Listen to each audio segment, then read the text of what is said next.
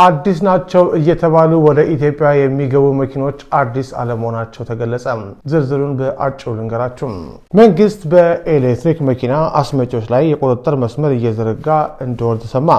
በአሁኑ ሰዓት ወደ ኢትዮጵያ የሚገቡት የኤሌክትሪክ መኪኖች ካምፓኒ ሳይሆን ከቻይና ነጋዴዎች ላይ እየተገዙ የሚገቡ ናቸው። እነዚህ መኪኖች ጉድለት ቢያጋጥማቸው የመኪናዎቹ አምራች የሆነው ካምፓኒ ኃላፊነት አይወስድም። ከቅርብ ጊዜ ወዲህ ግን ይህንን ክፍተት ለመሙላት በኢትዮጵያ የቶዮታ መኪና ወኪል የሆነው ሞኢንኮ ቢዋይዲን መኪና ማስመጣት ጀምሯል። ከፍተኛ የውጭ ምንዛሬ ወጥቶባቸውና አዲስ እየተባሉ የሚገቡ ኤሌክትሪክ መኪኖች በሽያጭ መልክ ወደ ህብረተሰቦች ከገቡ በኋላ ትላልቅ የሚባል ጉድለት እየተገኘባቸው ነው። ይህን ተከትሎ መንግስት የቁጥጥር ስራ መስራት አስፈልጎታል ተብሏል።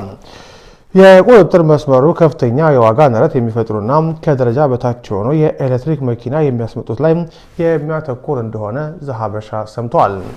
በቀጣይ አስመጪዎች መኪና ለማስመጣት ከፈለጉ የመኪና መለዋወጫና የጥገና ማዕከል ሊኖራቸው እንደሚገባ እየተሰራበት እንደሆነም ሰምተናል።